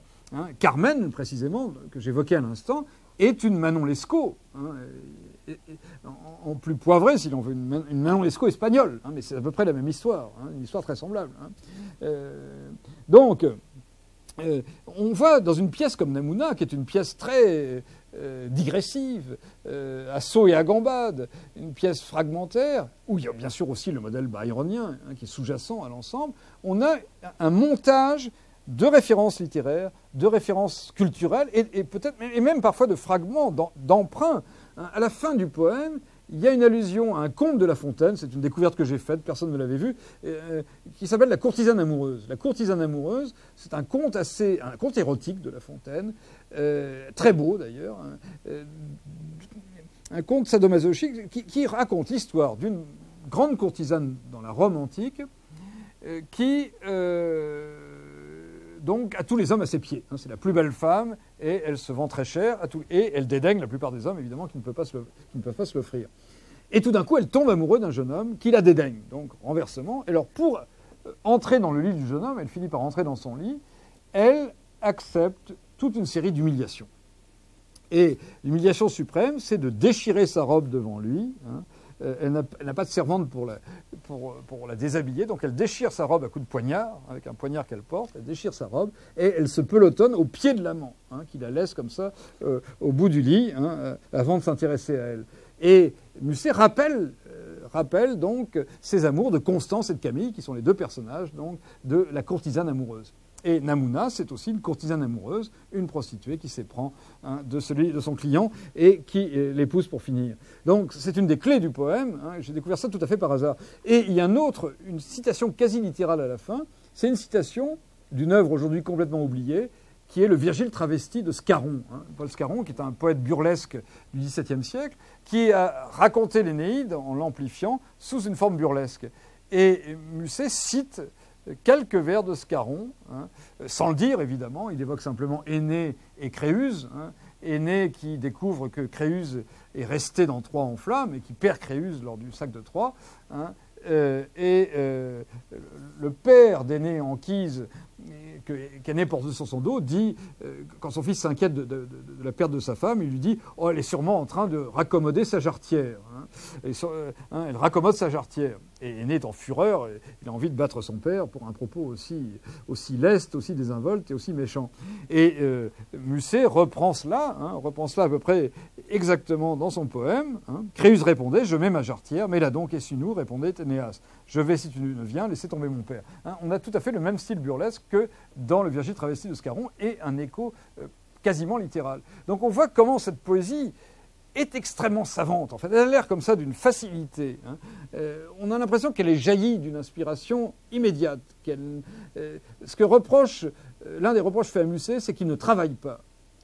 Baudelaire et Flaubert aussi reprochent à Musset son absence de travail. C'est un paresseux. C'est l'image qu'il donne de lui-même. C'est une posture, évidemment. En fait, on a gardé quelques brouillons de certains poèmes de Musset. Il y a énormément de corrections. Ces textes sont énormément travaillés et ils sont remplis, ils sont tissés de références totalement hétérogènes et rassemblés en un tout. C'est pour ça que je parlais de bricolage. Il invente une nouvelle mythologie, il invente une nouvelle littérature, mais avec des morceaux de l'ancienne, qui sont parfois à l'état presque de collage, qui sont parfois à l'état de citation, sans guillemets bien sûr. On est très près du pastiche et parfois du collage, du bout à bout.